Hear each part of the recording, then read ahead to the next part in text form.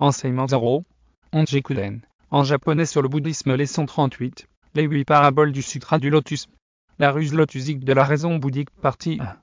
Les 3 premières paraboles, dans l'ordre chronologique, les 8 paraboles du Sutra du Lotus, participent de la ruse de la raison lotusique voire bouddhique à laquelle le Bouddha recourt dans le Sutra du Lotus, pour enseigner son dharma à ses disciples. Par ruse lotusique de la raison bouddhique, il faut entendre le recours chacun unique aux paraboles et aux métaphores, pour enseigner le Sutra du Lotus, et par voie de conséquence le bouddhisme. Il s'agit, en l'espèce de la maison en feu, et les 3 chariots, le riche, vieil homme et son fils longtemps éloigné de lui et pauvre, les plantes médicinales, la cité fantôme et Jamanantigi, le joyau caché dans la doublure de la robe, l'homme assoiffé qui trouve de l'eau pour se désaltérer, le joyau caché dans la coiffe, et finalement offert par le roi au plus valeureux de ses soldats par le monarque, le talentueux médecin. La parabole de la maison en feu, et les 3 chariots. Chapitre 3. Comparaison et parabole. Que dit la parabole? Un riche homme, et ses nombreux enfants vivent dans une maison dont le caractère délabré est à l'image de la grandeur de la maison. Patatras.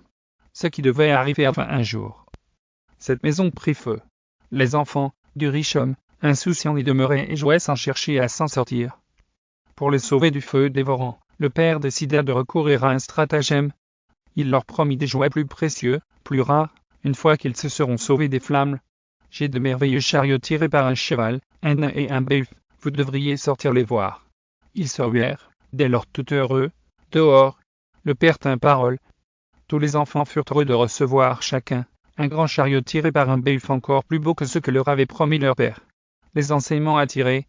Les 3 vertus du Bouddha doublées des 3 corps du Bouddha et l'enseignement du véhicule unique. Les 3 vertus du Bouddha doublées des 3 corps du Bouddha. Les versets lotusiques fondant ces qualités du Bouddha. Il n'y a nulle sécurité dans le monde des 3 plans, à l'instar de la maison en flammes.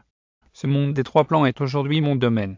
Ce lieu est à présent affligé de maux et d'épreuves multiples. Je suis la seule personne qui puisse protéger les autres, même si je leur enseigne et les instruis. Ils ne croient ni n'acceptent mes enseignements, torturés qu'ils sont par les désirs. Ils s'enfoncent dans l'avidité et leurs attachements.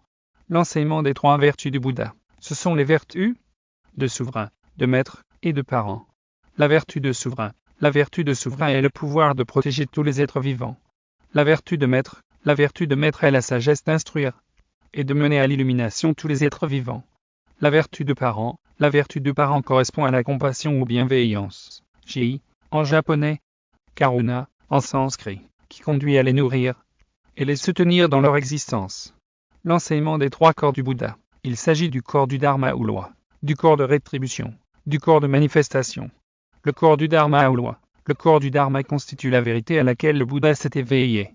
Le corps de rétribution. Le corps de rétribution désigne la sagesse du Bouddha.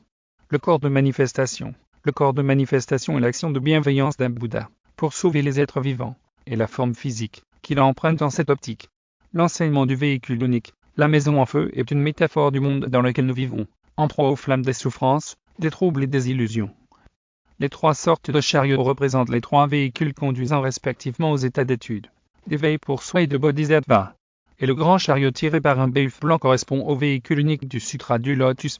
La parabole du vieil homme riche et de son fils pauvre et longtemps éloigné de lui. Cette parabole apparaît au chapitre 4, Croyance et compréhension. Elle a été exposée non pas par le Bouddha, mais par la crème de ses disciples. Subhuti, Mahakashyapa, Maudgalyayana. Ceux-ci, évidemment, en ont tiré des enseignements par la suite. Que dit la parabole? Encore jeune, le fils d'un homme cossu s'enfuit de la maison familiale. Au terme d'une 50aine d'années, en vieillissant, il devint de plus en plus pauvre. En même temps que ses besoins vitaux journaliers s'accrurent. En quête de moyens de subsistance, il retourna au bercail. Le père le reconnut aussitôt. Le fils, lui, n'arriva pas à reconnaître son géniteur. Le fils fut tellement impressionné par la majestuosité des lieux, qu'il prit sa jambe à son cou. Le père, rempli de compassion, le fit ramener vers lui. L'homme riche, pour s'assurer que sa fortune ne tombera pas de mauvaises mains après sa mort, décida d'éprouver son fils. Il le mit à son service. D'abord comme garçon d'entretien, puis lui faisant gravir les échelons, graduellement, lui confia la gestion de tous ses biens. L'homme riche, sentant ces dernières heures approcher, au cours d'une cérémonie solennelle réunissant roi, ministre, sa famille, ses serviteurs, reconnut officiellement son fils, et lui légua tous ses biens. Les enseignements subséquents, il y en a 2. La modalité advient même quand on n'a pas recherché le premier enseignement de la parabole de l'homme riche et de son fils pauvre longtemps éloigné de lui, et que même, si on ne l'a pas recherché nécessairement, lorsque l'on pratique le sutra du lotus, la modalité advient immédiatement. Sur ce point, les disciples du Bouddha sont plus disers. De plus, bien que nous ayons exposé la sagesse du Bouddha pour le bien des bodhisattvas et des bodhisattvas, nous n'aspirons pas nous-mêmes à l'atteindre. Parce que le Bouddha, sachant que notre esprit se délecte des doctrines inférieures, a utilisé le pouvoir des moyens opportuns pour prêcher d'une manière appropriée pour nous. Nous ne savions donc pas que nous étions en vérité les fils du Bouddha. Mais maintenant nous le savons enfin. Maintenant dans le Sutra du Lotus, le Bouddha n'expose qu'un seul véhicule. Et dans le passé, quand, en présence des bodhisattvas et bodhisattvas, il dénigrait les auditeurs, comme ceux qui se délectaient d'une doctrine inférieure, le Bouddha employait en fait le grand véhicule pour nous enseigner et nous convertir. Par conséquent, nous disons que, bien qu'à l'origine, nous n'avions aucun esprit de convoitise ou de quête d'une telle chose, maintenant, la grande chose du roi du Dharma nous est venue de lui-même. C'est quelque chose que les fils du Bouddha ont le droit d'acquérir, et maintenant ils l'ont entièrement. L'héritage des trésors du Dharma du Bouddha, sachant que certains ont un penchant pour les choses insignifiantes, le Bouddha se sert du pouvoir des moyens opportuns pour façonner et tempérer leur esprit. Ce n'est qu'ensuite qu'il leur enseigne la grande sagesse. Aujourd'hui nous avons obtenu ce que nous n'avions jamais espéré précédemment, qui nous est arrivé spontanément. Nous sommes comme le fils appauvri, qui a gagné un trésor incommensurable. Ces versets du chapitre 4, Croyance et compréhension, illustrent assez bien la méthodologie d'enseignement du Dharma adoptée par le Bouddha. Le Bouddha, dans un premier temps, a transmis de nombreux sutras, en tant que moyens opportuns, puis dans un deuxième temps, il prêcha le sutra du lotus. Les divers emplois offerts par l'homme riche à son fils symbolisent les enseignements antélotusiques, à valeur de moyens opportuns. Lorsque les biens acquis légués représentent le sutra du lotus, c'est d'autant que c'est seulement au travers de cet enseignement que les hommes et femmes dans les 10 états s'éveillent à leur véritable identité et deviennent des individus. La parabole des 3 sortes d'herbes médicinales et des 2 sortes d'arbres le Vénère Shakyamuni, au chapitre 5, les plantes médicinales, au travers d'une végétation en 3 aux éléments de la nature, établit une méthodologie de la végétation sujette aux éléments de la nature. La pluie nourrit les 3 sortes d'herbes médicinales et les 2 sortes d'arbres. Autrement dit, toutes les diverses plantes qui poussent sur terre bénéficient des effets de la pluie de manière égale. Cependant, celles-ci en tirent les bienfaits identiques suivant leur espèce, et chacune d'elles peut ainsi s'épanouir suivant la nature qui lui est propre. Les enseignements subséquents. Le Bouddha enseigne suivant la capacité des gens Kashyapa. Tu devras comprendre ceci. L'ainsi venu est le roi du Dharma. Il ne prêche pas en vain. Il use de sagesse et de moyens opportuns pour exposer son Dharma. Il perçoit les besoins spirituels les plus profonds de tous les êtres vivants, pénètre leurs esprits. Le Bouddha, maître du Dharma, révèle aux êtres vivants sa totale sagesse.